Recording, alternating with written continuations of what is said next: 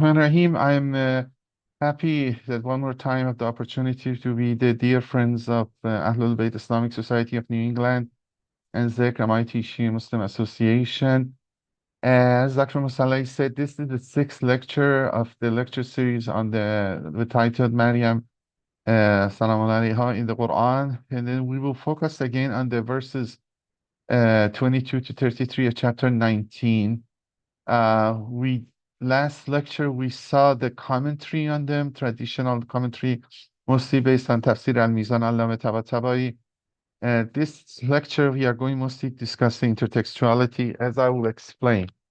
So let me, as usual, for the blessing, and then as because these verses are explaining the best the motivations behind the lecture series we have. I read these verses from Surah 66 at-Tahrim. وضرب الله مثلا للذين آمنوا امرأة فرعون إذ قالت رب ابن لي عندك بيتا في الجنة ونجني من فرعون وعمله ونجني من القوم الظالمين ومريم ابنة عمران التي أحسنت فرجها فنفخنا فيه من روحنا وصدقت بكلمات ربها وكتبه وكانت. God cites an example for the faithful, the wife of Pharaoh, when she said, My Lord, build me a home near you in paradise and deliver me from Pharaoh and his conduct and deliver me from the wrongdoing lot. And Mary, daughter of Imran, who guarded the chastity of her womb, so we breathed into it our spirit. She confirmed the words of her Lord and his books, and she was one of the obedient. As I would discuss before, today we are mostly discussing again the last lecture, the birth of Jesus. This is old Persian miniature painting. And then I showed this picture. I mean, this is very simple. There are much more luxurious or more expensive ones, but this is a kind of lower class man, but depiction of the traditional Christian view of depiction of the birth of Jesus. And this has become getting the season, and we don't have any lecture also next week, which is closer to the season. I put this picture again because we will discussing this narrative today, as is based on the two Gospels, Matthew and Luke, which is different from, obviously, closeness or differences from the Quran. And then, as we have said in these lectures, these are the surahs which have verses related to Hazrat Maryam. In the Quran, they are listed chronologically according to order of revelation. There is not much difference in the chronology understanding of these surahs in the Western scholarship, Sunni, we can call Sunni scholarship, Egyptian chronology, Egyptian Quran, which is published in 1924, and then Ayatollah Marifat, which did the same listing for the Shia perspective. The two main verses, as we saw before, are Surah Al-Maryam, Surah Al-Imran. Again, today we are mostly focusing on the verses Surah Al-Maryam. We have been back and forth, and then this is kind of the order we are going to discuss, or be even discussing the verses. But we are here, and maybe even one more lecture or more will be here because there are many issues to discuss. I think some of the controversy, some of the problems are here, and to see how it to go. But as Dr. Musallai says, the lectures will go after the holiday. I think we start the first one in January, I think 12th, or something like that. Okay, as we were discussing last lecture, lecture 5, the issues of the related to the birth of the Jesus and surrounding that is called nativity. The technical word you go to, for example, churches in North America, is a Latin word. It's called nativity. And then we can find these stories narrated in Quran in these verses. And then Gospel of Luke, we can find them in these verses, which we look, Gospel of Matthew, these verses. And then we have two apocryphon, which we are going, which will be important. 3. Our focus will be Proto-Gospel of James. But there are some issues, maybe later on, or if I have time, or I have to refer to it. We will see a little bit the Gospel of Matthew, Pseudo-Matthew, but this Gospel of birth of Mary, which I haven't talked about it before, is also important. So in some aspects, but for now, let's see how it goes time-wise. And I explained what's the meaning of the nativity is last lecture. I'm not going to do it again. But to refreshing our mind and exactly to remembering what is the Quranic story and the main features of it is, I will read the English translation of those related verses 22 to 33 one more time. So thus she conceived him. This is verse 22. Thus she conceived him, then withdrew with him to a distant place. So that's the first important fact is withdrawing to a distant place. The birth pangs brought her to the trunk of a date palm. She said, I wish I had died before this and become a forgotten thing beyond recall. This trunk of a date palm is important. The second clue. Thereupon he called her from below her, saying, Do not grieve, your Lord has made a spring to flow at your feet. The one who calling her, as we discussed, most probably is Hazrat Masih himself after being born. After being born, and then he started to comforting his mother. But the other thing is important is this: your Lord has made a spring to flow at your feet. The third clue. And then Jesus says, Shake the trunk of the palm tree, freshly picked dates will drop upon you. So was the dry tree. This is a miracle out of season also. The fresh picked dates will fall.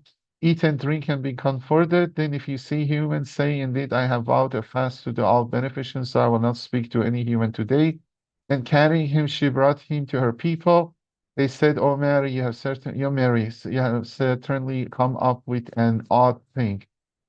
There was a discussion in our last lecture that when talking about carrying him, Hazrat Maryam carrying him, the word mahd is used. The mahd usually means cradle. So there was a little bit discussion here. Maybe this point could be important if we have mind. So whether carrying her on her arm or carrying her with a cradle, or even some people said rocking cradle, it's more complicated. And then we have this one. They said, "Oh Mary, you have certainly come up with an odd thing." They start to kind of rebuking her. "Oh sister of Aaron, your father was not an evil man, nor was your mother unchaste." This Ukhta Harun is the important fourth clue. And King, I forgot to fix it. So, yeah, the verses are here. Translation are mixed. Ya أخت هارون ما كان أبوك امرأ سوءا وكنت أمك بغيا. So, sister of Aaron, your father was not evil man, nor was your mother unchaste. Thereat she pointed to him. They said, How can we speak to one who's hit a baby in the cradle? He said, Indeed, I am a servant of God. He has given me the book and made me a prophet. He has made me blessed wherever I may be, and he has enjoined me to maintain the prayer and to pay the zakat as long as I live, and to be good to my mother, and he has not made me self-willed and wretched. And peace to me the day I was born, and the day I die, and the day I am raised alive. So the other clue which we said, maybe miraculous speaking also as a child, this is an important part too, which actually that we may not discuss this lecture, but that's also is good to see its intertextuality. So these are kind of the 4 or 5 points I want you to have in mind. Now, we want to see today mostly will be intertextuality with the Christian sources. So I'm mostly reading, comparing, and then I want you to remember something about the map. Although there could be a better map, I mean, but this is the map of that time. So I want you to have that in mind. Look, this is the Jerusalem. This dot here is Jerusalem. This is Hebron, and the Bethlehem is here. Look, you see the small dot close. The difference is 6 kilometers. So 6 miles or 6 kilometers. I mean, okay. So Jerusalem is this dot a little bit to the west. This small dot here is Bethlehem. This big city, which is other one is Hebron and Khalid. Both are West Bank, currently. And then where Hazrat Maryam was leaving Nazareth, or later on after Jesus was born, she was leaving as Nazareth, Galilee. The regions in this Palestine area, it was called, the main region maybe called Judea and Samaria. This is the name still they're using. And then Mike Huckabee has suggested we have to call these regions these, the new ambassador. And then Galilee. So this is, and the lake. So maybe have Galilee very up north. Nazareth is here. Jesus will, and Mary will be settled down here. It seems Joseph the Carpenter was living here. I mean, we don't have much about to do with Samaria, which is upper middle part. And the Judea, we need to know Jerusalem, Bethlehem, and this is the Hebron. And look, there is a highway between Jerusalem, Hebron, and actually is this way. Yeah. A little bit this map, maybe Bethlehem is closer to the road or something. Anyway, so this hacking you have in mind is good. And then again, regarding the books of Bible, we see it's divided Old Testament, New Testament. And New Testament is the Christian books, and the four Gospels. The three are called synoptic. They're more closer to the Spirit, Matthew, Mark, Luke. But the ones we will discuss maybe is we'll discuss only Luke and Matthew. John is very different. Mark doesn't have much about the birth of Jesus. And then Apocrypha are the books are biblical related writings, not forming of the accepted canon in the scripture.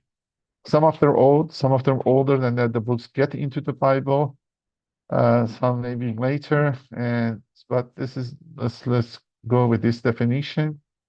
And then again, to have a time point, Jesus' birth was sometimes 4 or 6 before Common Era, or maybe 3. And then when we were about 30 some years old, we have the John the Baptist ministry. Then the Jesus started his ministry around 28, 30 years of Common Era. And then he's died around somewhere this time, 30, 33 Common Era. This put it a little bit wide, but okay. And then about James, we are going to talk maybe more later on, but James, the brother of Jesus, died about 30 years or martyr after Jesus. We have a Jewish revolt, which kind of, as a result of that revolt, the Romans destroyed completely Jerusalem. And then we are still start to see the writing of these Gospels, 1771, Common Era, 40 years after Jesus. Mark is written. The Epistle of James is one of the letters which have gone through the Bible, canonical, is written. Then Matthew, Gospel of Matthew. This is a scholarship belief. Maybe traditional belief, Western scholarship believes Matthew and Luke is about 60 years after Jesus. And then we have a historian, famous historian, Josephus, which later on we will see talking about. He has some sentences about James, brother of Jesus. And then we have this Protoevangelium or ProtoGospel of James, which this is a little bit too old. Maybe you have to discuss it today, what's happening.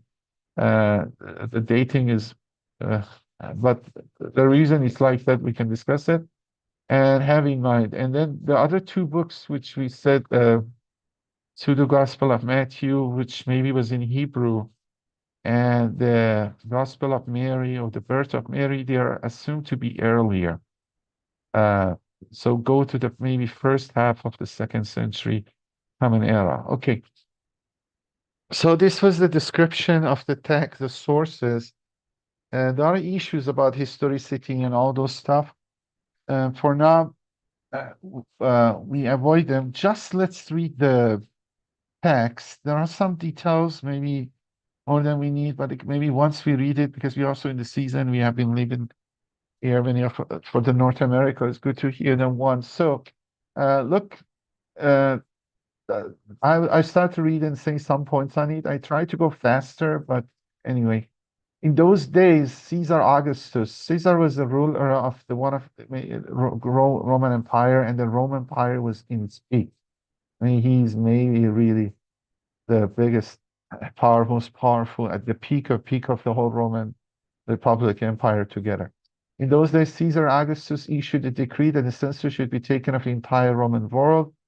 And this was the first census took place while Quirinius was the governor of Syria. So what is a commanders was governors of Caesar was ruling Syria, and then that is the first census they did, and everyone to their own town to register. That was the rule that if you're some tribe, or you're born some place, you have to go back there, not where you're located, but you have to go back to country over there. And even in Lebanon, it still is like that. You go vote where you're born or something like that, despite you maybe or maybe living in Beirut, for example, you go vote in the south. So Joseph also went up from the town of Nazareth in Galilee to Judea. So the idea is that he was in the north and moving to the Judea near to Bethlehem, and because they consider Bethlehem the son of David and descendant of David, it seems should have gone there.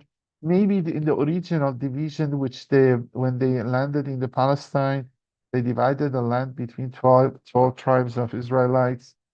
And this is maybe the part historically to the branch David belonged to it. I think the son of Judah maybe belonged to them, and this part was the Davidic lineage. This part I don't know exactly, but this is let's read it. To Bethlehem, town of David, because he belonged to the house of line of David. He went there to register with Mary. So he took his wife too, who was pledged to be married to him and expecting a child. So that's at least the story here. As I said in the Quran, we don't have any trace of this explicit trace of Joseph. While they were there, the time came for the baby to be born. So that's the story that suddenly the birth pangs came. And she gave birth to her firstborn, a son. She wrapped him in clothes and placed him in a manger. So now the place of birth is a manger and is in the city. So you see, while they were there, they're in the village or city of Bethlehem. They don't have any house or room, but they go to a manger or somewhere they give birth because there was no guest room available for them. So these are the points we have to have in mind. This is a traditional story we hear. And there were shepherds living out in the fields nearby, keeping watch over the flocks at night. An angel of the Lord appeared to them, and the glory of the Lord shone around them, and they were terrified. But the angel said to them, "Do not be afraid. I am bringing you good news that will cause great joy for the people. Today in town of David, the Savior is born to you, is the Messiah, the Lord. This will be a sign to you. You will find a baby wrapped in clothes and lying in a manger." Suddenly, to the great company of the heavenly host appeared with the angel, praising God and saying, "Glory to God in the highest heaven, and on the earth peace to those whom his favor rests." And then when the angels had left them and gone into heaven, the shepherds said to one another, "Let's go to Bethlehem and see this thing that has happened, which the Lord has told us about." So they hurried off and found Mary and Joseph and the baby who was lying in the manger. When they had seen him, they spread the word concerning what had been told them about this child, and all who heard it was amazed at what shepherds said to them. Mary treasured up all these things and pondered them in her heart. The shepherds returned, glorifying and praising God for all things they had heard and seen, which were just as they had been told. On the 8th day, when it was time to circumcise the child, he was named Jesus, the name the angel had given them before it was conceived.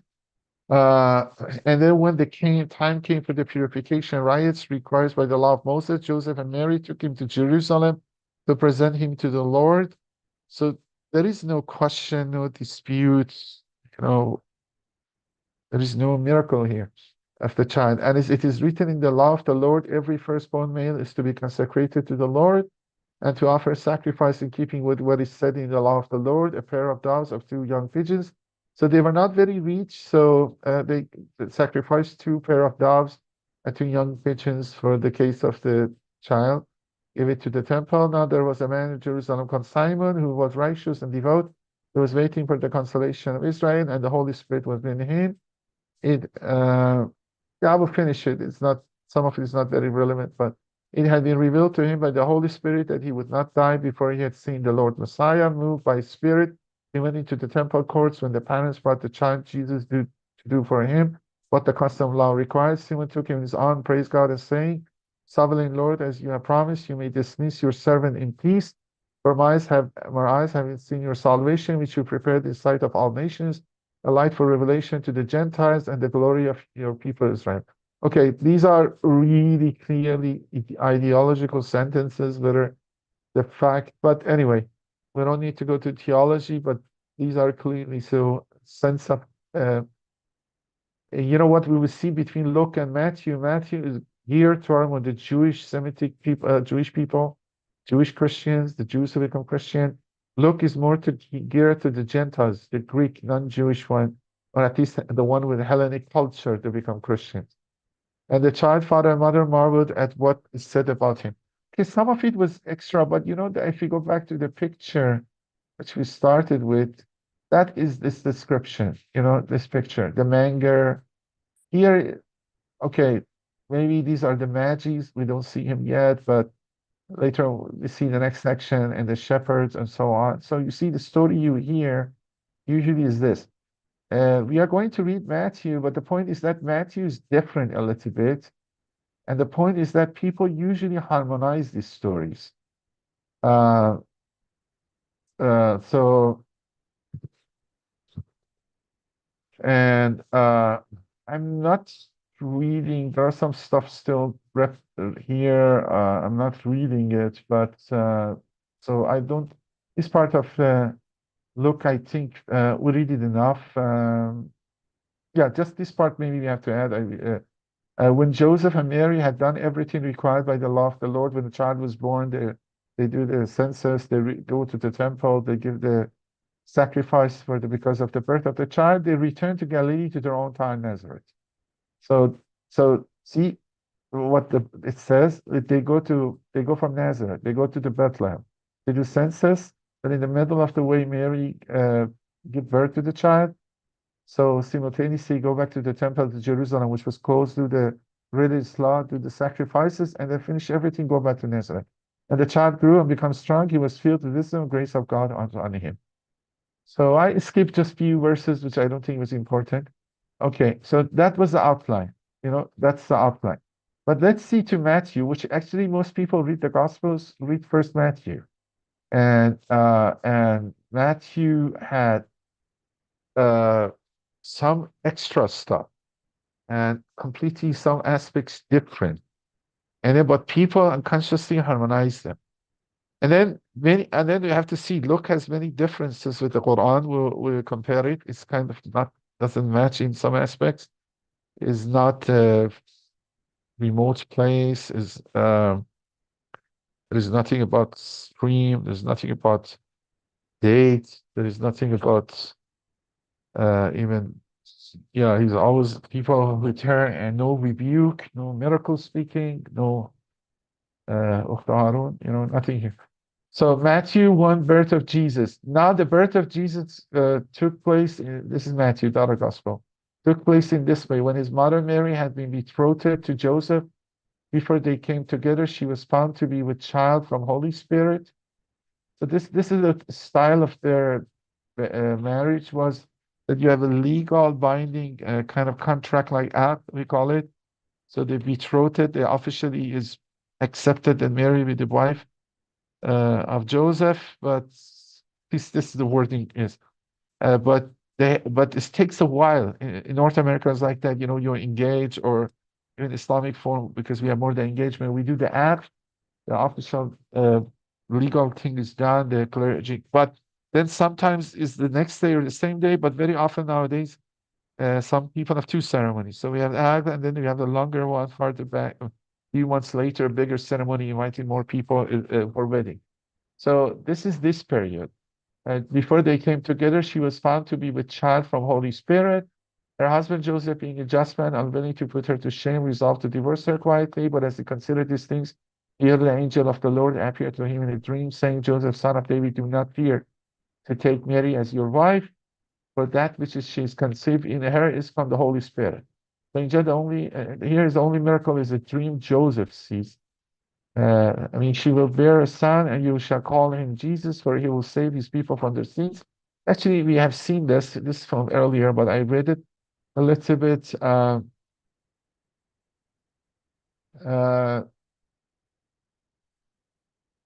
Okay, let's go farther. I mean, we can start with the two.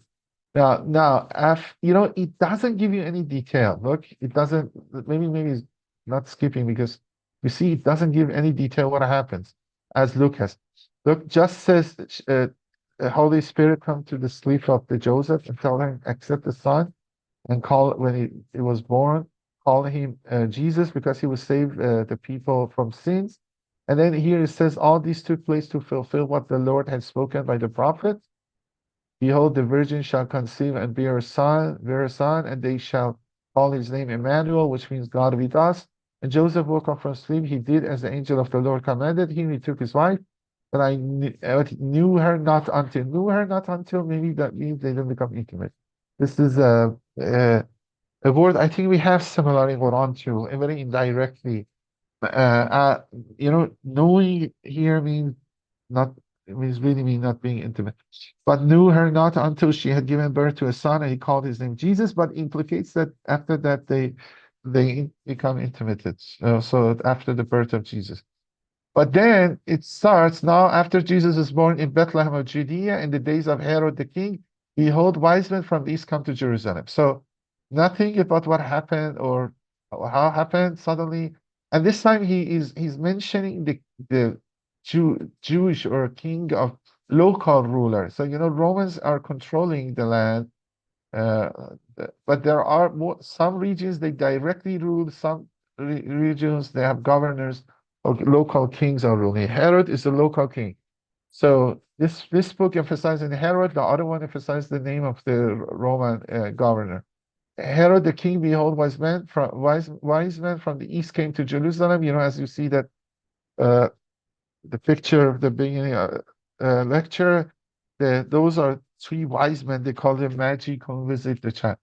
And then they were searching, saying, where is he who has been born king of the Jews? For we saw the star when it rose, and the king came to worship him. When Herod the king heard this, he was troubled, and our Jerusalem with him, and assembling all the chief priests and scribes of the people, he inquired of them where the Christ was to be born. They told him in Bethlehem of Judea, for so it is written by the prophet, and you, O Bethlehem, in the land of Judah, and by no means least among the rulers of Judah, for from you shall come a ruler who shall shepherd my people Israel. So this importance of Bethlehem, the idea was that the prophecy written in the Old Testament, which is somehow it is mentioning about Bethlehem and the ruler which coming from Bethlehem, which is the lineage of David. So these Israelites were waiting some Messiah coming from that Bethlehem. And the rulers also should traditionally be the line of David, and Herod had that problem, wasn't the line of David. So in some sense, it was illegitimate. It wasn't legitimate. So this was his concern. Then Herod summoned the wise men secretly and ascertained from them what time the star had appeared. And he sent them to Bethlehem, saying, go and search diligently for the child, and when you have found him, bring me word that I too may come and worship him. After listening to the king, they went on their way, and behold, the star they had seen when it rose went before them until it came to the rest over the place where the child was. When they saw the star, they rejoiced exceedingly with great joy. And going into the house, they saw the child with Mary, his mother, and they fell down and worshipped him. Then, opening their treasures, they offered him gifts, gold and frankincense and myrrh. This story has some problems in it. How much the star go up above the house, and then they saw the star, they moved. So that means Mary had been staying there for a while in that, except it's not in Bethlehem. The other story said the relatively very fast go from Bethlehem to Jerusalem, go back to Galilee.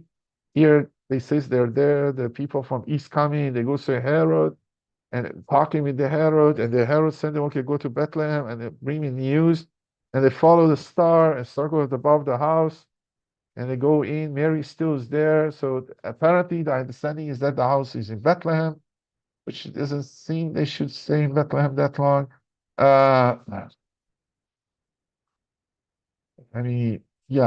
go to Bethlehem. Okay, even they don't say go to Galilee. And then the opening treasures, they offered him gifts, gold and frankincense and myrrh. And being warned in a dream not to return to Herod, they departed to their own country by another way. So all this kind of dramatic. Now when they had departed, behold, an angel of the Lord appeared to Joseph in a dream and said, rise, take the child and his mother and flee to Egypt. Contemporary to the look which they go to Nazareth and settle down. And Jesus grew over there and everything went smooth. Here is very dramatic. Rise and take the child and his mother and flee to Egypt and remain there until I tell you. They escape, they migrate there until I tell you, for Herod is about to search for the child to destroy him.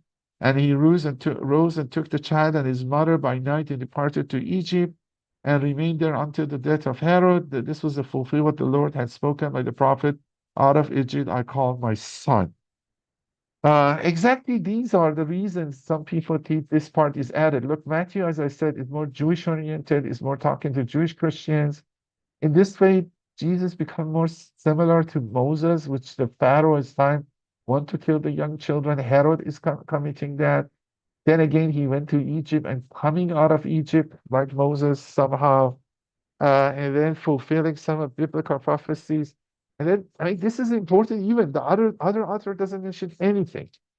And then you have this complicated story, which they moved over there, which, and again, is completely different. Then Herod, when he saw that he had been tricked by the wise men, became furious.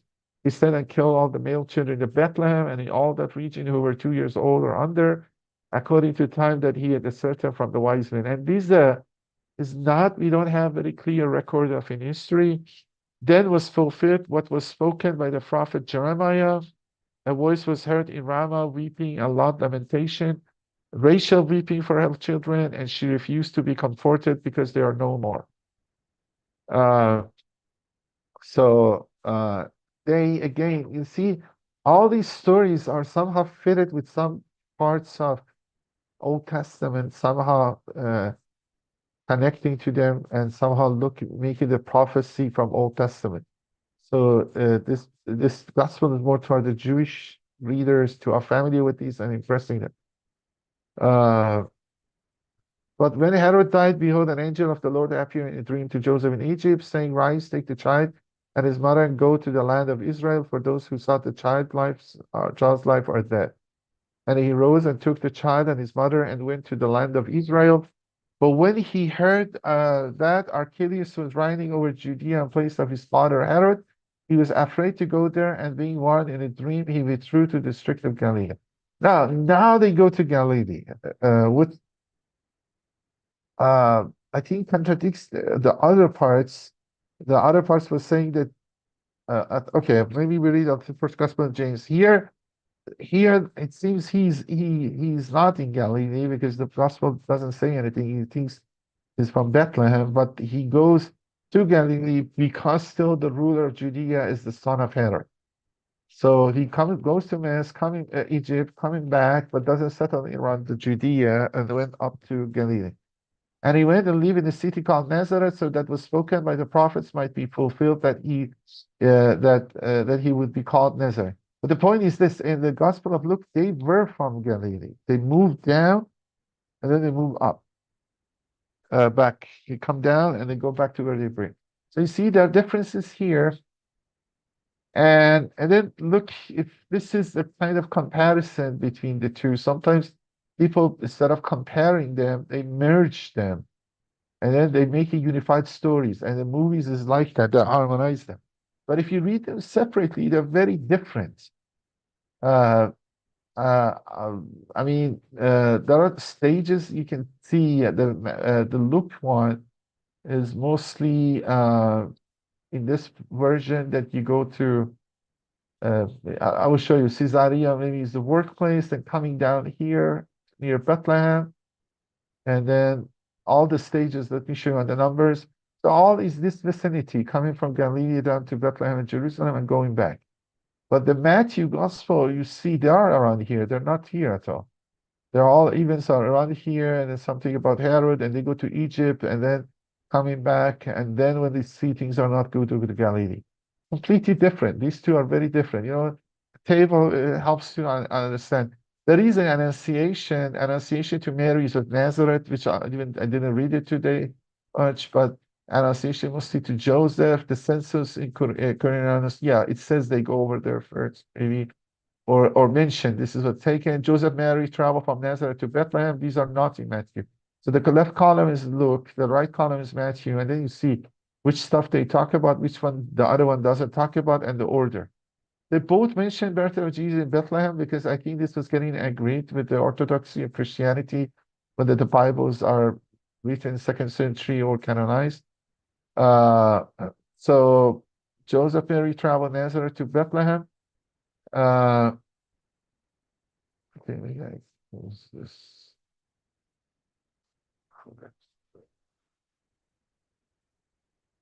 Sorry, I close this. So then we have something about shepherds, adoration of shepherds in Bethlehem. None of these we have uh,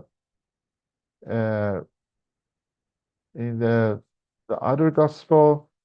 Magi followed the star and visit to her. So this is we have in Luke, but we don't have it in the Mark. We have in Matthew. Then Magi followed the star and visit Herod in Jerusalem, and then adoration of Magi in Bethlehem. Jesus is present in temple at Jerusalem. Joseph and Mary, instead of going to Jerusalem, Joseph, Mary, Jesus flee to Egypt, escape Herod. Massacre of innocent in Bethlehem, nothing in Luke. Death of Herod. Joseph, Mary, and Jesus return to home Nazareth. So these are the stages. Joseph, Mary, Jesus returned from Egypt. Joseph, Mary, Jesus settled in Nazareth. So again, you look for the look. This is the places it mentions, and this is the pathway. I mean, it doesn't. They would here, but the pathway is here, and then mentions some other place and going back for. But the Matthew is very different. They start from here and going back. So these two do not match together, and except some points. The outlines are very different parts in each, and do not match with Qur'an at all too, because the one important thing, remote place, and none of those main clues Qur'an said is there. Now, then we go to the other book, ProtoEvangelium of James. I may have to say more about the book itself. I mean, the maybe I put it. Let's read it. Let's do this reading comparison here, and then we talk after that. So this is and until now we have seen that Quran has more intertextuality with the Gospel of Luke and Protoevangelium of James. We discussed the story of Yahya and Zachariah, the birth of Yahya. We saw the story of the vow of the mother of Mary and the birth of Mary. We saw the story of Annunciation, and all of these, there were differences, but more closeness to Protoevangelium of James. So let's see what we see here. Now, this part, it seems they match, and there was an order from the Emperor Augustus that all in Bethlehem of Judea should be enrolled. Now, this doesn't says as a universal census is taken, but it's something about people in Bethlehem, specifically because maybe they were lineage of David. And Joseph said, I shall enroll my sons. Okay, and then, in this gospel, Joseph already was married, was an old man. And Joseph said, I shall enroll my sons, but what shall I do with this maiden? How shall I enroll her as my wife? I am ashamed. As my daughter then, but all the sons of Israel know that she's not my daughter. The day of the Lord shall itself bring it to pass as the Lord willed. And he saddled the ass and set her upon it, and his son led it, and Joseph followed. So, and then you have the son also here. This is a little bit different. So it's like three people, and just carrying her, Mary. And when they had come within 3 miles, 3 miles. So 3 miles to where? To Bethlehem. So this is important. 3 miles between Bethlehem. And so they're somewhere between Jerusalem and Bethlehem. There are some other texts are more explicit, other versions, but so when they become 3 miles, Joseph turned and saw her sorrowful. They look back to Mary and see she's not feeling well.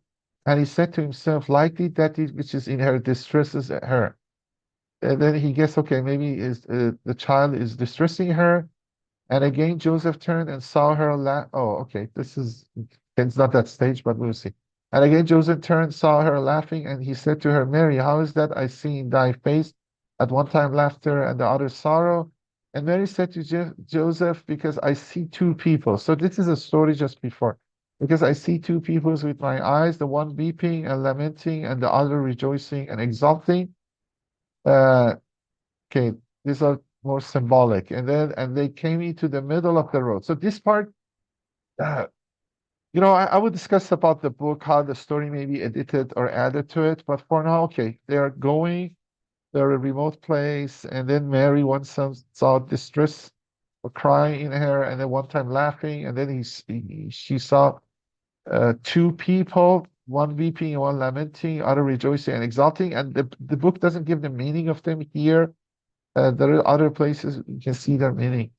And they came into the middle of the road, and Mary, okay, middle of the road here, again, a little bit translation is different, but really means the middle of the way between the more accurate Greek translations ones. I used the one I had available, but I was reading some discussions. The one between Jerusalem and Bethlehem is about 6 miles or 6 kilometers. This is the middle one, the middle of somewhere middle of the road. And Mary said to him, "Take me down from off the ass, for that which is in me presses to comfort." So Mary felt is now the time of the delivery has came, and took her down from off the ass and said to her, "Whither shall I lead thee, and cover thy disgrace? For the place is desert." Look, so at least this is the first one is desert. Where I mean, maybe Joseph is the middle of nowhere. I can worry, and then she's giving birth. And then what they should do, and it clearly says this is remote place and is not middle of town or something. Now, the story here says, and if he found a cave there and led her into it, and leaving his two sons besides her, he went out to seek a midwife. That should be the midwife in the district of Bethlehem. So their story is very, again, different too. And Joseph was walking and then in this part, the narration changes. Previously, somebody was narrating the story, a third person. Now this time, Joseph himself is talking. Joseph was walking and was not walking. He is somehow, I mean, you're walking, but your mind is somewhere else. And I look up in the sky and saw the sky astonished. He wants to explain a miracle. And I look up to the pole of the heavens and saw it standing, and the birds are keep still. So he kind of scene is different, like everything is suddenly frozen. A special moment, he feels like that. And I look upon down the earth, I saw through lying and work people reclining, and their hands were in the trough. And those that were eating did not eat, and those that were rising did not carry it up, and those that were conveying anything to their mouths did not convey it, but the faces all were looking upward. So it's somehow thinking something is explaining something extraordinary. We don't need to go to detail, but these are all different. And I saw the sheep walking, and the sheep stood still, and the shepherd raised his hand to strike them, and his hand remained up. And I looked upon the current of the river. I saw the mouths of the geese resting on the water and not drinking, and all things in the moment were driven from their course. All these strange things, maybe go faster to what we have to do. I saw a woman coming down from the hill country, and she said to me, "Oh man, whither are you going?" And I said, "I am seeking an Hebrew midwife." And she answered, and she said to me, "Are you of Israel?" And I said to her, "Yes." And she said, "And who is it that is bringing forth in the cave?" And I said, "A betrothed to me." So, because a little bit odd what somebody giving birth to in the cave. And then, so the story here says she's going to find a midwife and find it in the city. And the appearance is this. The city is mixed population, because if you know all our, for example, Hebrew, you don't need to ask. I mean, that may be the case. And she said to me, "Is she not your wife?" And I said to her, "It is Mary that was reared in the temple of the Lord, and I obtained her by lots as my wife." and yet she's not my wife, but has conceived of the woman Holy Spirit. And the midwife said to him, is this true? And Joseph said to her, come and see. Here they really want to put some miracle, because the other two stories have one big problem too. There was no miracle regarding the birth of the child. So how you can prove, how you can discuss this is a very divine, a special birth child. And then this gospel at this one to do. Come and see, and the midwife went away with him, and they stood in the place of the cave, and behold, a luminous cloud overshadowed the cave. And the midwife said, my soul has been magnified this day, because my eyes have been strange things, because salvation has been brought forth to Israel. So all these conclusions suddenly come up. And immediately the cloud disappeared out of the cave, and a great light shone in the cave, so that the eyes could not bear it. And a little that light gradually decreased until the infant appeared and went and took the breast from his mother Mary. So this birth is happening when the cloud comes, they cannot see. When the child born, a huge light come out. When the child came out, go toward her mother. So it's very, again, different. The only feature we see is a remote place. And the midwife cried out and said, this is a great day to me, because I've seen this strange sight. And the midwife went forth out of the cave, and Sulaym met her. So you see, then you have some characters coming in suddenly in the story. One midwife was there coming out, and then there is Sulaym, which we don't know exactly who she is. Suddenly met her, and she said to her, Sulaym, maybe a friend, I have a strange sight to relate to you. A virgin has brought forth a thing which her nature admits not of. Then she said, Sulaym, as Lord my God lives, unless okay, I'm sorry, but she wants to be sure it's true. And I will not believe that a virgin has brought forth. So Sulaym didn't believe it. She wants to expect herself. And the midwife went in and said to Mary, show herself, for no small controversy has arisen about you. Sulaym put uh, and want to test Mary, observe Mary, because maybe she's also professional midwife. But as it says, want to test Mary, her hand burned with fire. So that's the miracle element which they have. That two midwives want to check her, and then finding that she's virgin. And she bent her knees before the Lord, saying, oh God, my fathers, remember that I am the seed of. And then Sulaym wants to beg forgiveness, but she didn't believe it. And the story goes like this. So again, there are other parts here, but I don't think we need. And then the angel come and told her, okay, you're forgiven, Sulaym. Uh, and now it says, put your hand to the infant, carry it, and you will have safety and joy. So now it says, okay, after this, you can touch the child instead of inspecting the mother, and then you're okay. And Solomon went and carried it, saying, I will worship him, because a great king has been born to Israel. And behold, Solomon was immediately cured, and she went forth out of the cave justified. And behold, a voice saying, Solomon, Solomon, tell not the strange things you have seen until the child has come into Jerusalem. Okay, you see, this story also is very different with the Quranic one, different with the other two, very, maybe even as I said, theologically have some challenge in it. The other two didn't have miraculous elements.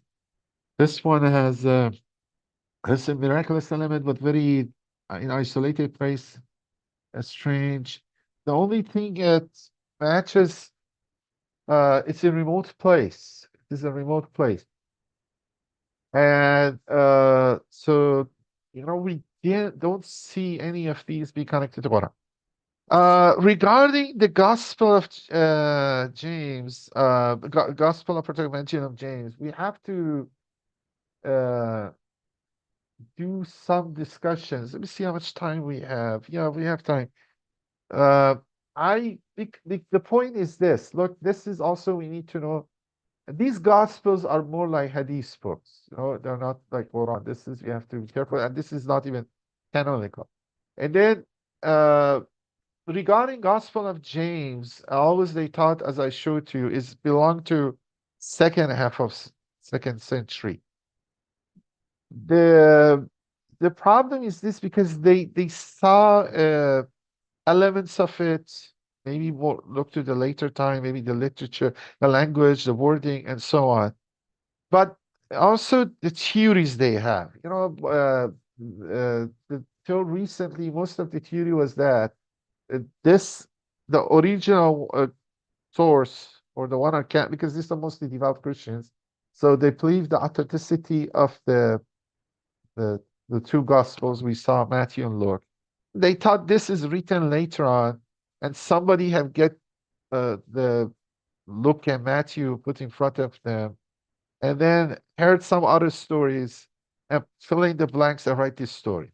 So the idea was that there's one author, second century author, he used the two canonical gospel and then add some oral tradition, some other stuff, and write this Proto-Gospel of James.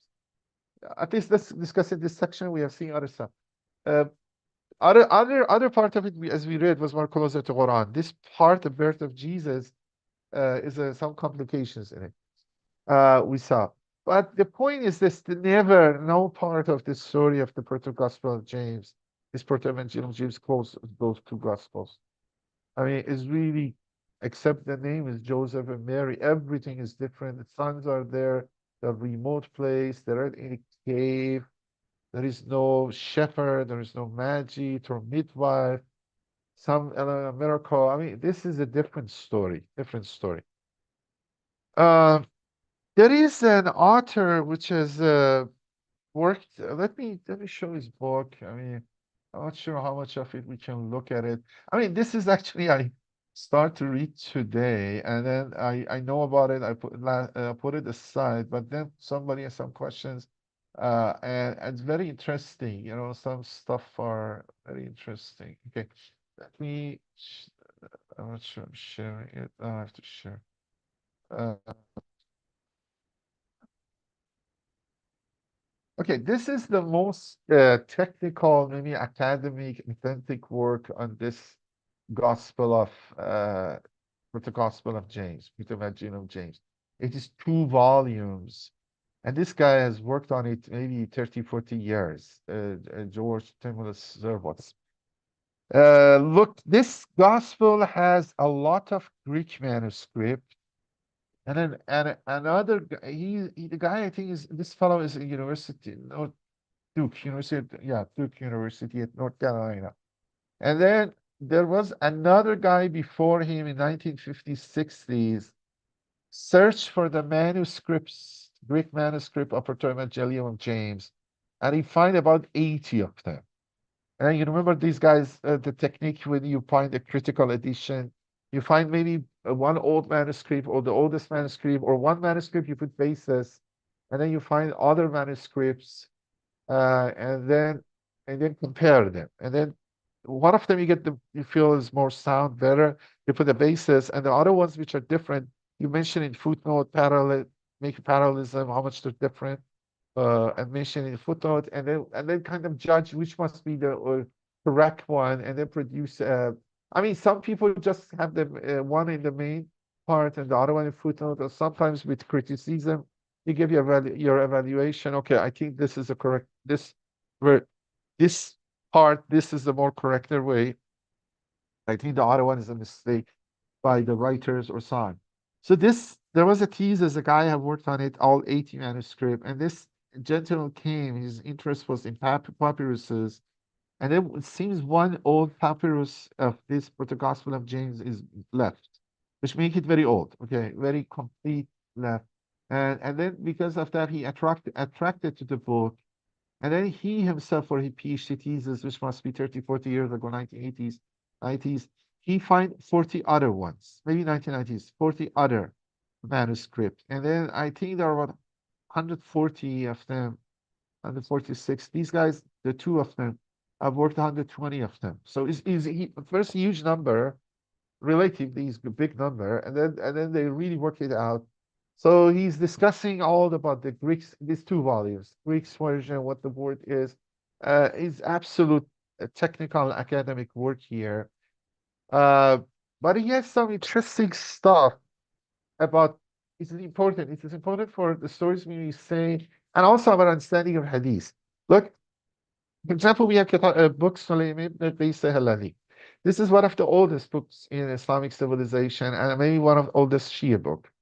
But the idea is it is belong to time, Shia's books, which is excellent, belong to time of Imam Zain al-Abidin, between 70 to 90 after Hijrah. Even I believe, yeah, even it's sooner. But the point is that many scholars assume is later, although this is contrary to what the introduction says, because some other layers added to it.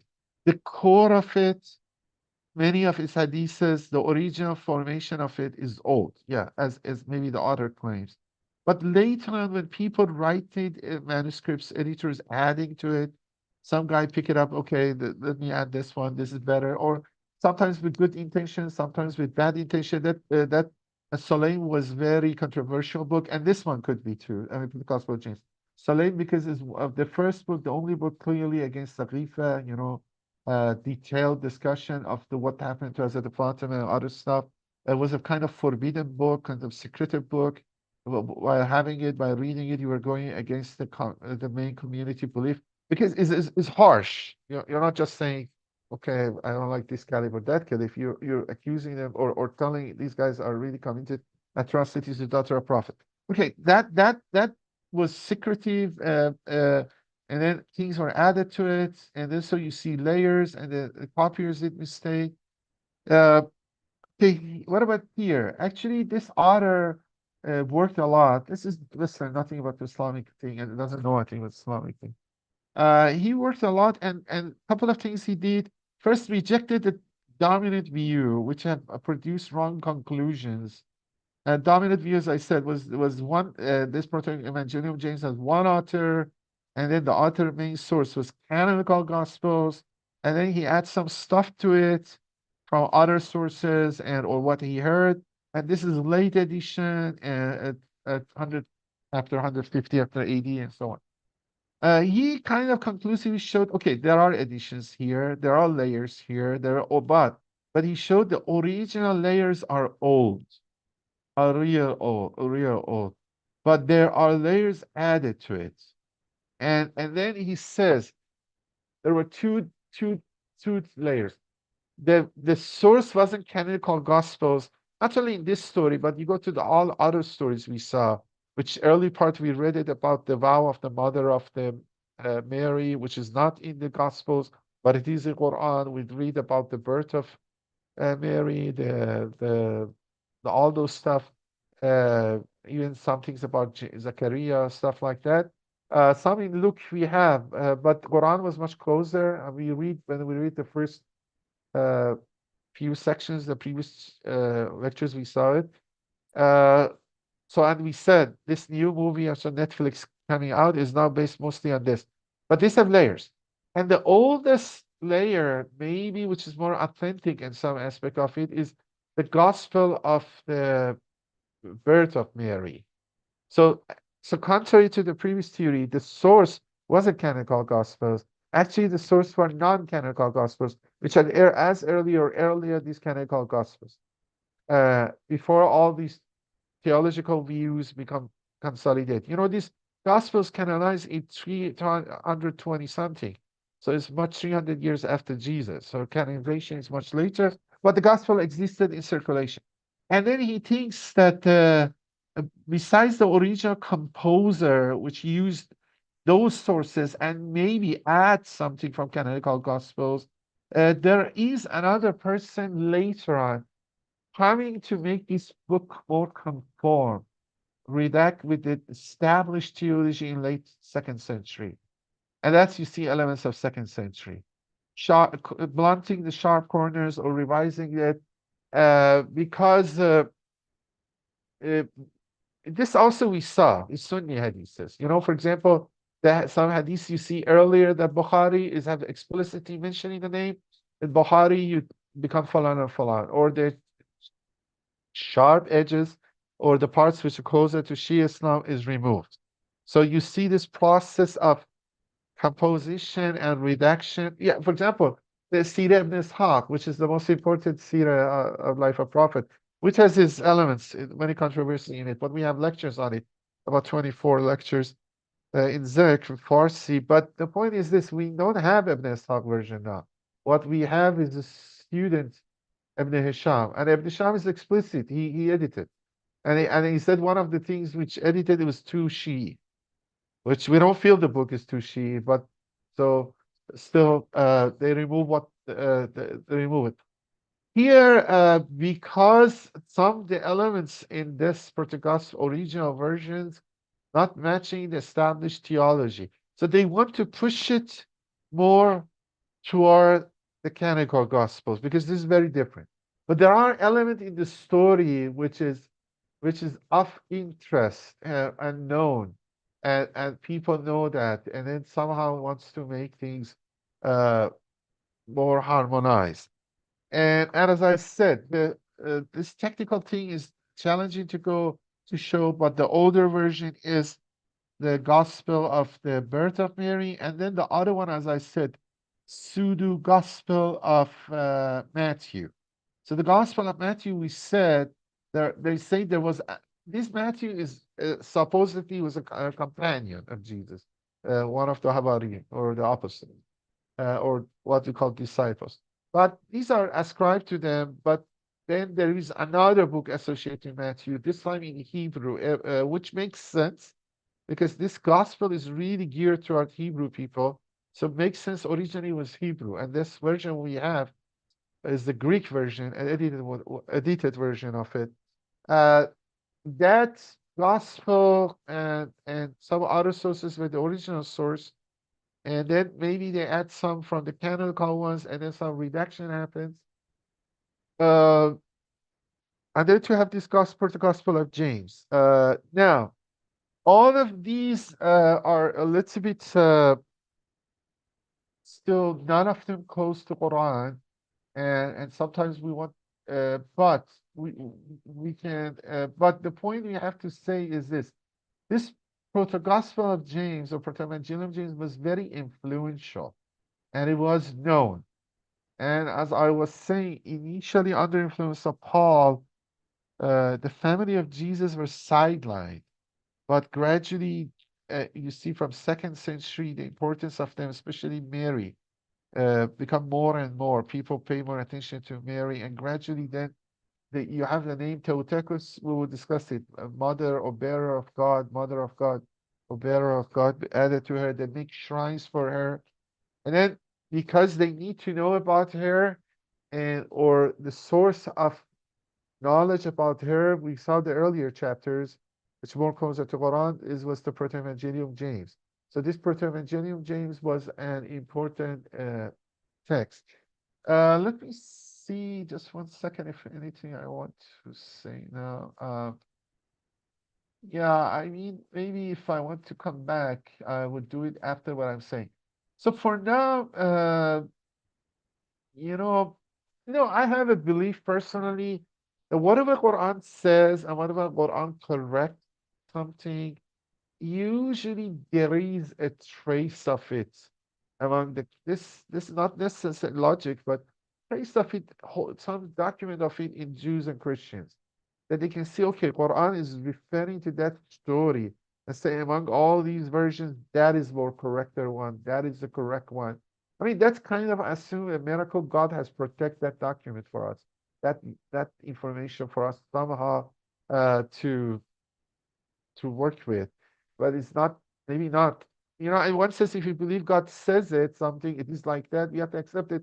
But look, for the non-Muslim believers, you need to have more clue. You can out of the blue say, okay, it was like that, it wasn't like that. But it would work better if you hinting to something that they already have, they already clue. Like, for example, if the issue of the uh, attacking to the house of Hazrat Fatima, you want to discuss about that, you can say, okay, this is the truth, this is Shia version.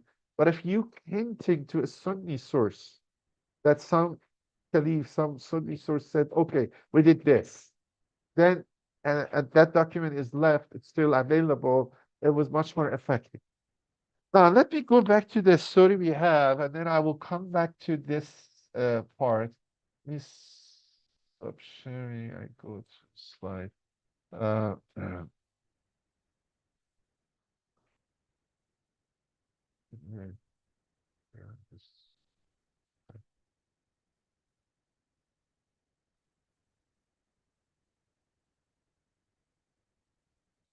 they took me to the beginning. Slides. Okay, yes, yeah. Okay, it's correct. Okay, so we saw these. None of these really are close to Quran. The only part gospel or Proto-Gospel of James has, which James is saying as Jacob, Jacob, is a remote place. The giving birth of Mary is a remote place. So we look to that part now. Now, what interesting thing happens is this, an archaeological discovery.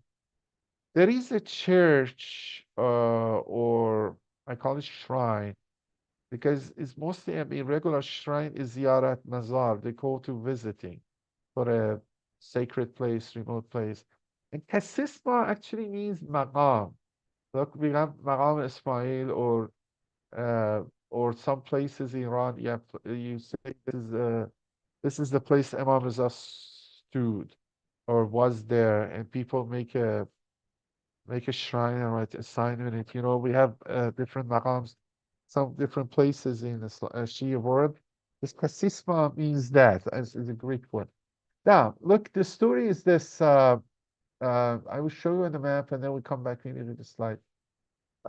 Look, I was showing you to you that the Hebron I showed to you, and then the Jerusalem. There is a highway. We saw it, and then Bethlehem is somehow close to the way. Uh, in 19, yeah, actually, I forgot my exact 1990s, I think. They were doing, yeah, you have the better map here. Jerusalem, they have Rome is down there, and then Bethlehem is close, is on the way. Yeah, here, Bethlehem. Bethlehem, Jerusalem. So this is a bigger map. Uh, so it's somehow in the middle of the way, not in Bethlehem, not in Jerusalem. And then you saw the highway. They were doing some construction to make this highway, big highway between Al Khalil and Beit al Muqaddas, Hebron. And then they noticed some archaeological or old remnants. And then they start to, work on it. And then so the construction stopped, and they start to do the discovery, and then they find there was a shrine here. So you see the freeway here, the house is there, and then you see this is a top view. Still, you see just side of the freeway. This is a land with some orchard, or which belonged to a Greek Orthodox church or monastery. The name is Mar Elias Monastery. So these are Christians still live around here. And I had another view look to the monastery too, but I don't have the picture now. And then you look this construction site, if you look, it has the piece layers, and you see they are octagonal. And then you have some stone here. This is at the center. You have three-layer of octagonal structure built around it. This is like very similar to type of structure. You have Masjid al-Aqsa, Qubbat al-Sakhra, the one is golden one, famous in Palestine. That's also octagonal too. And this is the type of shrines they built. And actually it was for tawaf. There are two layers of tawaf. People either go to this middle layer or the outer layer and going around this sacred place, which is this. You can see this is the view from here.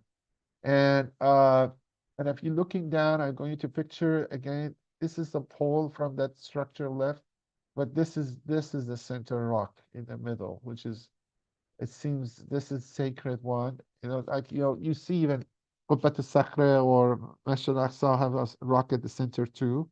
That the Miraj happened from that rock, or I believe something to the prophets over there. So, but this is outside. This is between Bethlehem, Jerusalem, somewhere in the middle of the road, middle of the way. So, see, this is Jerusalem. I don't know exactly here, shopping center, so on. And then this is Bethlehem. So it's somehow really the middle here. And okay. this place was discovered, and the point is that this was hidden for 1,000 years. It's not the case they were not aware of something. Now they know it's Kathisma Church, but it is not there was no document telling you about Kathisma Church. They knew there was a Kathisma Church, but after the Crusaders came, they started to control here, and when they left and they kicked out, the whole knowledge of this church was lost. Maybe during those years they ruled here, uh, 11, 12, maybe 13th century. Maybe earthquakes come, maybe they put it disrespect or destroyed, because they also persecuted, or they were Catholic, they were European Christianity. They also persecuted the Eastern churches too. Even when the way coming to the Jerusalem, they go to the Constantinople, Istanbul, Constantinople. They killed many of those other church members too. So for whatever reason, this church was destroyed. That when people coming back, there was not much information about it, and then maybe earthquakes, other things. It was lost and recovered. Like all many the buildings have been destroyed, damaged, and forgotten about. And so you can see the maybe some brief summary is this.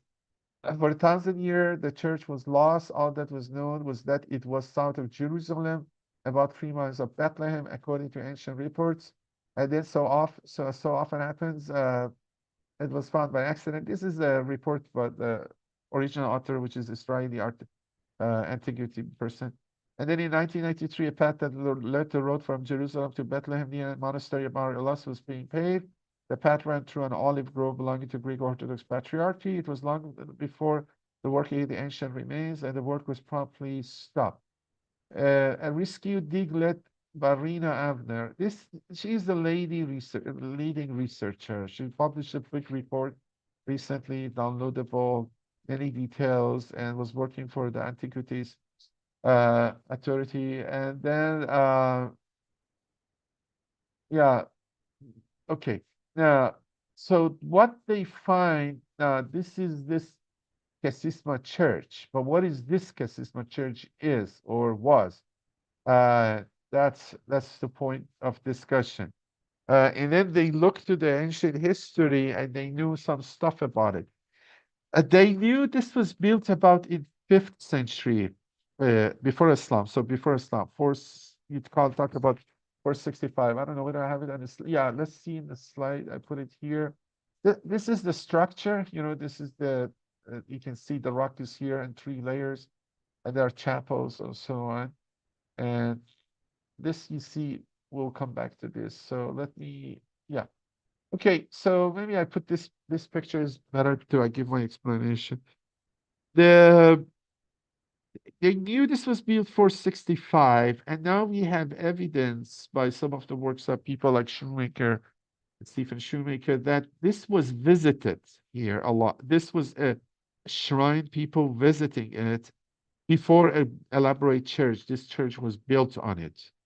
And at least 30, 40 years before. And then this is one of the two most important and the first site dedicated to Mary in the Holy Land, in this area, Jerusalem, stuff like that. So look, like Masjid Jam Karan, we think is belong to Imam Zaman, good or right or correct, or some places associated with this Imam or so on. This is the first one associated to Mary. As I said, the Marys, and we may see one of the other lectures, the importance of Mary was on the rise. The attention to Mary was on the rise. She was looked as advocate, people, or Shafi, or intercessor, or the one who with the people go mutawassil to her to ask for prayers. So she was sought after more, looked after more, prayed more to her, and then the church start to officially coining, for example, the title Theotokos and Empire also help it. So this church, there are churches was built for her, and also the Jerusalem area, but here too. And then the sites of pilgrimage also start to be developed. Like you're going to, for example, Karbala, Najaf, or so on. But there are important places where people go visit. So they were making this region between Jerusalem and Bethlehem, which you see by and a little bit maybe Nazareth, after Constantine become the emperor and the empire become Christian, so the official religion empire become Christian. So they started with constructions and then to commemorate, to respect the places which is the important event happens. For example, for them was crucifixion of Jesus or other places. So all other those places, the burial, for example, cave of Jesus, all those places, a temple or church or some shrine was built.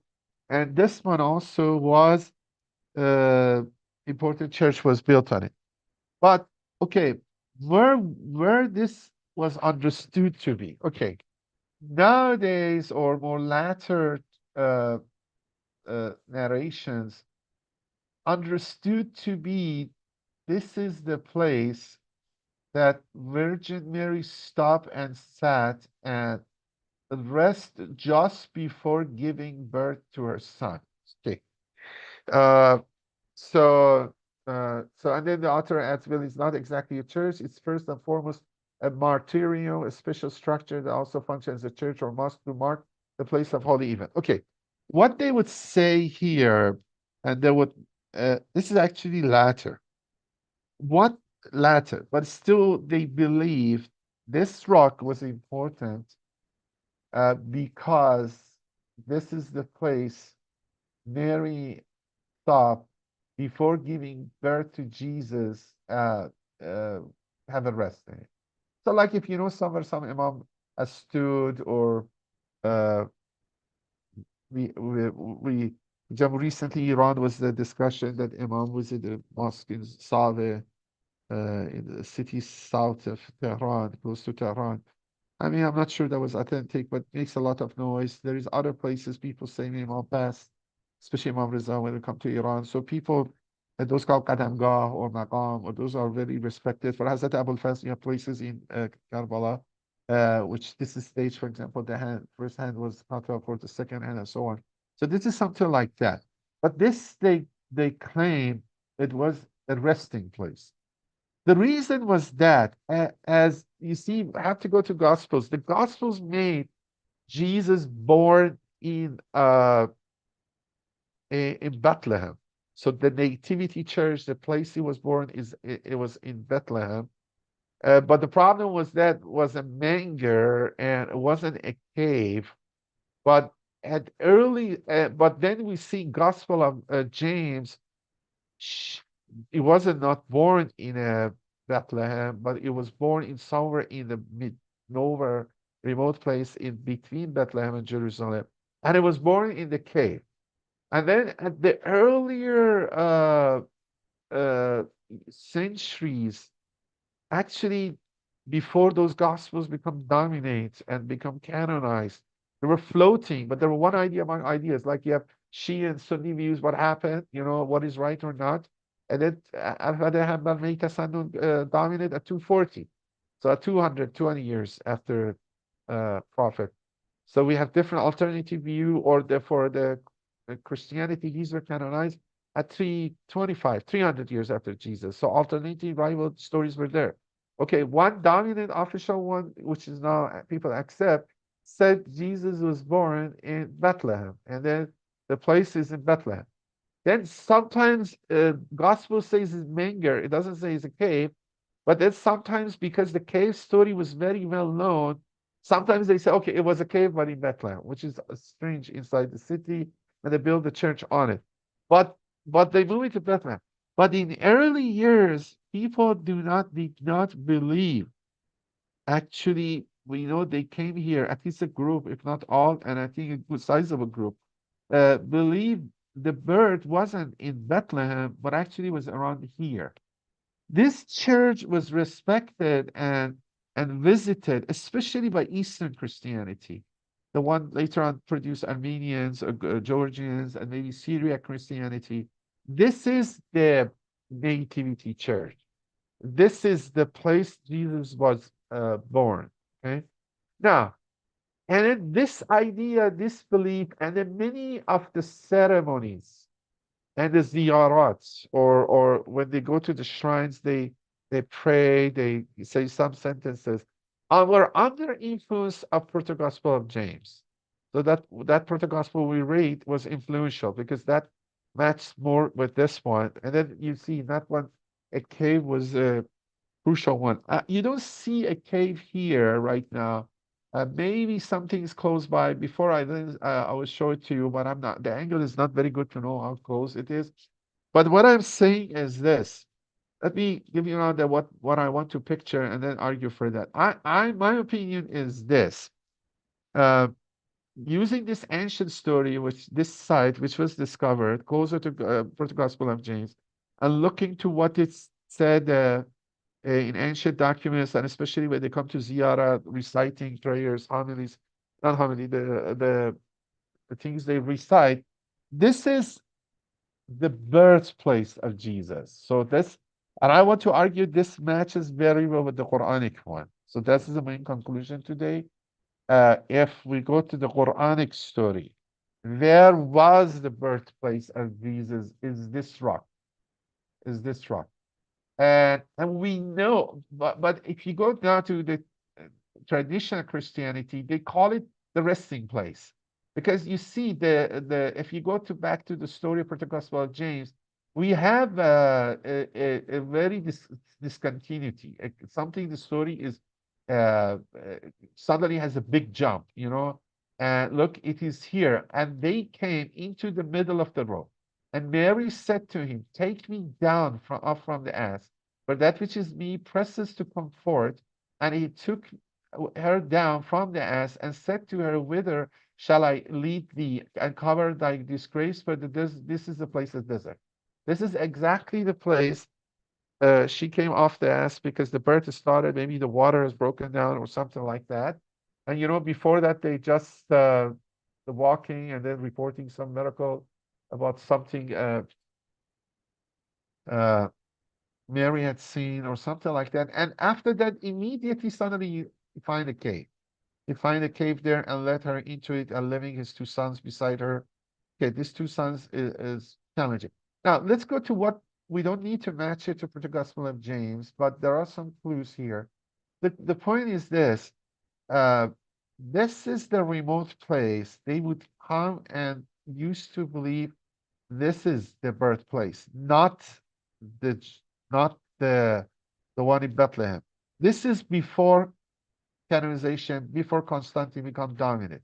So the first two centuries, maybe into the third centuries, this was known place, and people come visit it as a sacred place before any shrine is built. Like the story is the only thing I have to say is that they claim this is a resting place, not the birthplace, to make it a little harmonizing the story. Say, okay, Mary stopped here, but then continue their way, go to Jerusalem, and really actual giving birth happened to Jerusalem.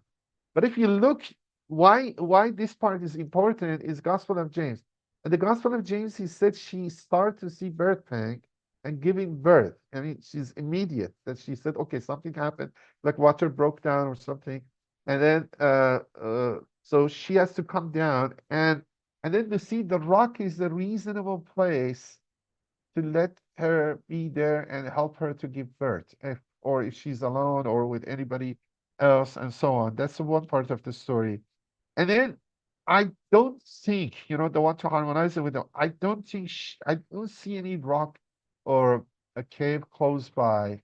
But I will show you a picture from that book. They say there is something, semi rock, maybe close by, but then they give you the wide angle to see where it is located. Maybe up here, somewhere here. But my point is that the one which is pregnant and on birth cannot walk up the hills. If you look here, you don't see any cave here. It must be walking a good distance to go to that cave.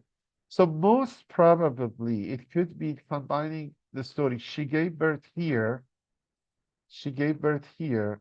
After the child was born, and then she's a little bit ready to move, her they moved her to a cave close by. So she gave birth here. That's the actual place because if you're accepting that part of Gospel of James, and especially the other part, you clearly see is addition, especially those stories of two ladies or were redactions because they need some miracle. So they don't have the right miracle as Quran has the child talking. So you have to go to details, but the book also mentions there are additions, reductions, other layers. So let me tell you the story, but still a circumstantial theory I have, which is none of those Christian books and it's new. This is the actual place Quran describing that the Jesus was born is a remote place and it is not a cave, but the cave can become true because even with the early paintings we have it, early narration we have it. It's not a manger, which now we have it in America everywhere people talk about, uh, but it is a cave. Now sometimes they mix it, okay, cave and manger together. Okay, the cave could be true if I show you a picture, maybe I show it now. If it is a cave close by after actual giving birth, after those events, the four verses happen, then okay, taking her to rest, because still they're in the middle of nowhere. They have to go somewhere to the census or going back, so she cannot still immediately move after giving birth. So maybe they make a place safer, warmer, protected for her. Okay, to show you the cave, let me show you the book. Uh, uh, so we didn't read any book directly, but if you go to the appendix, this is the church, church and reach, the resolution bigger, and then look, there are very interesting points. He is arguing about exactly what happened historically, why. I kind of said the ideas, the details, maybe people can follow. If I find time, maybe I read a couple of sentences of this to emphasize, but I think we can finish it sooner. But the idea is this. Look, this is his picture. He's actually his supervisor. This is himself, his old man now, I think, but I don't know. But he's the one he did PhD advisor took the picture. What you see is a black and white picture, and then angle is underground, so they really visited. This is the rock, but they themselves still haven't gone this far to claim this is a place of birth. They'd be calling it resting place, and I would have to explain something there. I would do that. This is another angle. That thing which I showed to you, also a pole from the church is there, and then they come closer to the rock. It's big enough for one person laying something on the ground. She lying on it and then helping to give him birth. It's not here as there. This makes sense, but I know there are a couple of questions. And then this is the cave they claim. I mean, I want to harmonize it. I don't see it close by, and they don't unfortunately give you the distance of the map. But I feel the way if we accept if they guys accept the Gospel of James, Mary said, "Take me off the ass right now because the birth started. The child is coming out. The woman, no, if there's water broke or something like that, it's immediate. So and then she cannot climb up a mountain or a hill in that situation, especially coming off the ass. So maybe coming to birth is not happen on the rock, but maybe after that they come here and settle here. It's a small one, but it's still maybe secluded and good one. Okay, the other thing I have to add, when now you ask them if they accept the importance of this place, which they have to accept because this is in the tradition of Christianity, they call it resting place. But when is the resting place? Some of them say, as we explained in apparently ProtoGospel of James, is the resting place when Joseph and Mary want to go to Bethlehem and to do the census or something like that. And this is resting place. Okay, not the birthplace. Birthplace is Bethlehem. They continue to go to Bethlehem. But if you because we know the tradition of this church is all ProtoGospel of James. There are many references to it as a remote place. So it's very hard time for her to continue maybe a few hours more to reach Bethlehem, give birth. Okay, put in a second. The other resting place, because when the tradition changed, and then when they start to say the birthplace is in Bethlehem in the church they already built, but we know people visited here. They start to say, okay, is a resting place, but because it didn't match. If you are here and all those uh, going to ProtoGospel of James, you have a hard time to go back to Bethlehem. So maybe you stick to the story of the Gospel of Matthew and Luke. But to still, this is a sacred place, you say, oh, the reason it's sacred, they rest here when they would escape into Egypt. Remember that Gospel of Matthew is the only one says that they, after they're doing their work, the Magi told them Herod is after them and they escaped to Egypt. And then on the way going to Egypt, they stop here. And then we will see that in a minute. But the point there is this, the source they have, they claim Jesus is 2 years old or 3 years old, and then going the whole Egypt one is not very clear. So it is a resting place. I mean, they can make it resting place twice too. Sometimes if you're going from, for example, Detroit, for example, to Chicago, if you stop when going to Detroit to Chicago, same place, you can stop it when coming back from Chicago to Detroit. So you can stop at the same place. So it can be they stop, for example, going to first between Jerusalem and Bethlehem, or then from there going to Egypt, because it is some way it can be on the way. But okay, for now, our evidence is very circumstantial. Only I have a remote place. I have just remote place, and okay, and Quran is matched this way. But okay, Proto-Gospel of James said something in the middle of the way, a cave here, which is okay. This is matching more to James than the Quran. But the other elements make it interesting. I try to make it short because we want to finish it. That's actually the real part of the argument. Now, the point is this: from ancient times, they talked about some sacred spring water was around here. And also there are issues, they say they built a clay pipes to bring the water. And that well or spring has been dried up, but it is known there. So like Zamzam. Okay, I have it here or not. Unfortunately, I may see is one slides.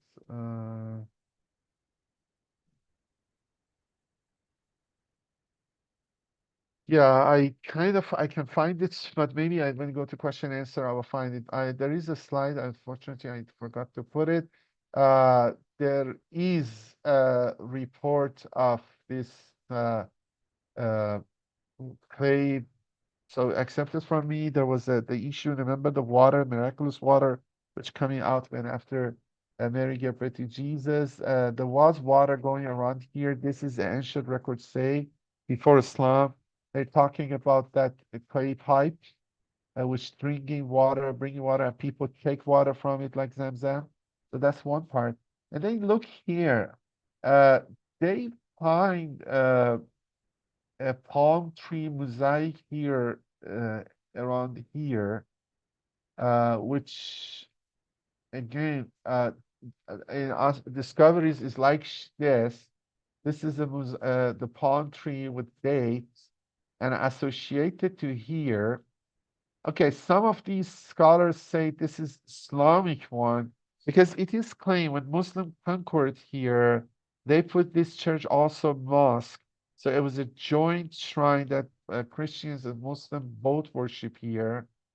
So some believe this is made after Islam, but I think some of it also indicate it's not necessarily pre-Islamic, post-Islamic uh, tiles.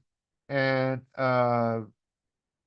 yeah, again, we see how long Christian continue to pray here. We do not know how are Muslims to honor Mary, and the Quran refers to Mary labor pains while she sat beneath a palm tree. So perhaps in the Arab period, the structure was shared by Christian Muslims. So associated with this place, we have some issue of palm tree, and then this kind of iconic drawing is sacred. It seems that tree was there and now it's not there. And again, we can see in one of the sentences after that, just off the southern eastern corner of the mosque area is lovely mosaic elaborated palm tree. One is left to wonder whether Muslim mosaic is in remembrance of Mary labor pains and she beneath the palm tree. Okay, it seems early Muslims also, at least, if it's not the Islamic, at least early Muslims also believe this was the birth site of Jesus, because they start to use this maybe heard it from the local, which know the story before destruction of the church, because the destruction happened at the time of Crusades. It still is a sacred church. Believe this is the nativity, especially in the Eastern churches, not the Roman Church, which is more, or not the imperial church, which affiliated with the emperor. We'll see about that, which is built those architects things in Bethlehem, but the local more church, as I said, different views were circulating. So this is the other clue. So we had the clue of remote place, we have the clue of the stream of water, we have the clue of the date palm. There is another clue, is this. Okay, so this other clue is, which was also a big discussion, is about the Quran mentioning Ukhta Harun, and that was a, we would have to discuss it one other lecture. But Ukhta Harun is a crucial one. They accuse maybe Quran as mixed Mary, mother of Jesus, but Miriam, sister of Aaron, and all those stuff. But interestingly, in one of the ziyarat namas, the when people come visiting the shrine, I was reciting or reading some prayers uh, in Georgian language, in Georgia, the country near in uh, Armenia, and so on. They have find some like for example, you go to the Haram Imam Riza or Haram Shah Chirag, they have special prayer for that special or the son of imams, there's special ziyarat namas, prayers for them, and then you mention some specific sentences related to that location. Related to this location, there were prayers that referring to Aaron as a brother of Mary. Okay, is reversing it as instead of Mary, Ukhta Harun is Aaron, Akh Mary. So this is also connected to it. So all of these hints, this is matches more to the Quranic place which the birth was happened.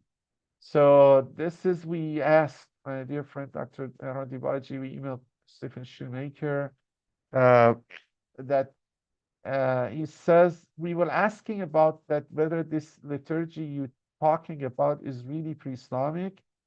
And I have more details information. Maybe if later on we ask about Ukhta Harun, I will show it more.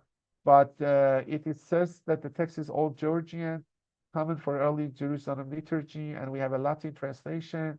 And the liturgy text has been pre-Islamic because the Kathisma was the first church in Jerusalem appropriated by Muhammad followers and turned to the mosque. So the text have to be before that, because maybe after that, although his view is not complete, this argument is not completely sound because it may be worshipped or visited by Christian and Muslims, but the text dated itself from texts which are from 5th or 6th century before Islam.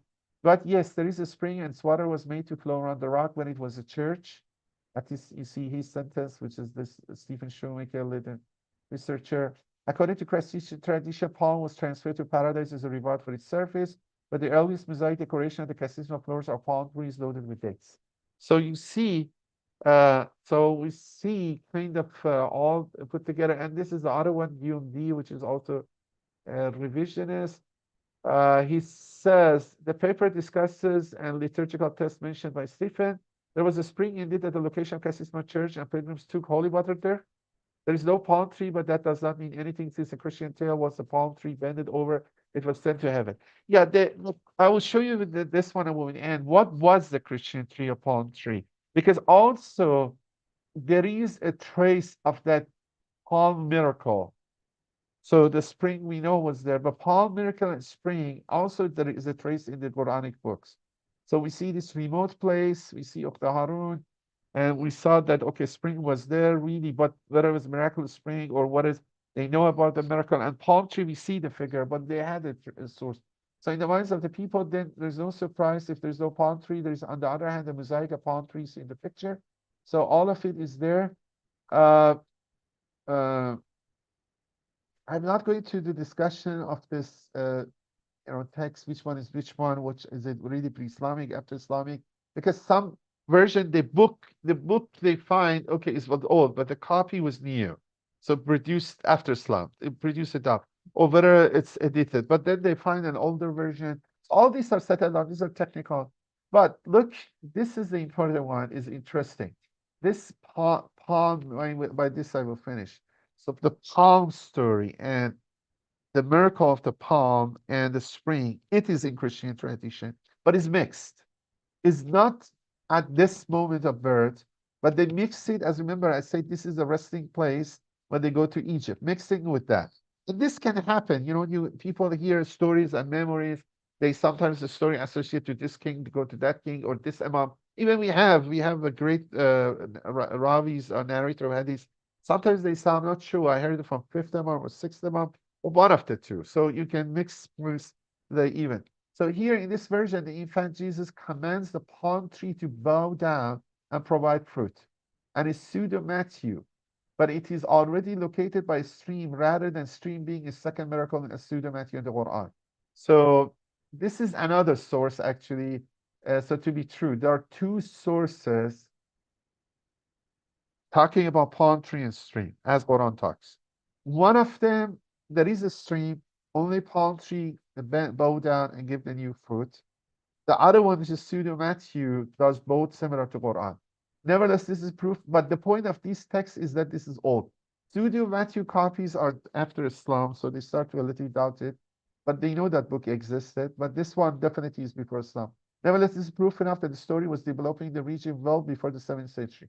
Now, let's see the pseudo Matthew. I'm not going to go to what pseudo Matthew is. Uh, but you know, Quranic verse 19, 22, 26 is clear parallel of account found in the Gospel of Pseudo Matthew.